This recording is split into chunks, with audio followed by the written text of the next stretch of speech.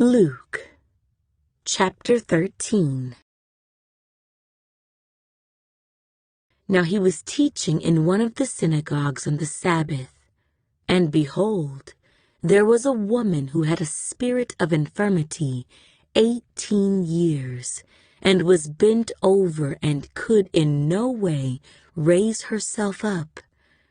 But when Jesus saw her, he called her to him and said to her, "Woman, you are loosed from your infirmity." And he laid his hands on her, and immediately she was made straight and glorified God. But the ruler of the synagogue answered with indignation, because Jesus had healed on the Sabbath. And he said to the crowd, "There are 6 days on which men ought to work. Therefore come and be healed on them, and not on the Sabbath day." The Lord then answered him and said, "Hypocrite! Does not each one of you on the Sabbath loose his ox or donkey from the stall, and lead it away to water it? So ought not this woman, being a daughter of Abraham, whom Satan has bound, think of it, for 18 years, be loosed from this bond on the Sabbath?"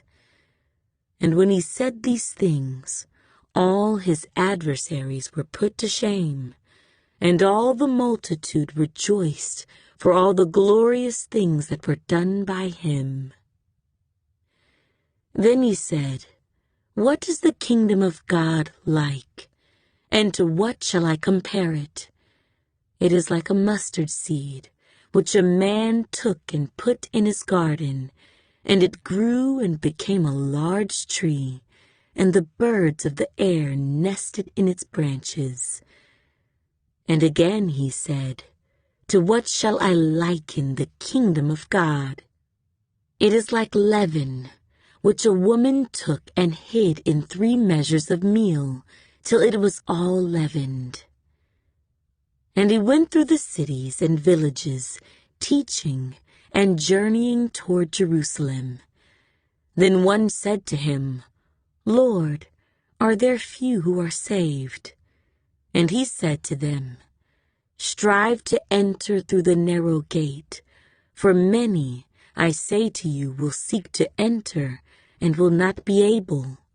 When once the master of the house has risen up and shut the door, and you begin to stand outside and knock at the door, saying, 'Lord, Lord, open for us,' and he will answer and say to you, 'I do not know you, where you are from.'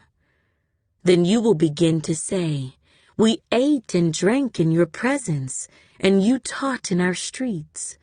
But he will say, 'I tell you, I do not know you, where you are from. Depart from me, all you workers of iniquity.'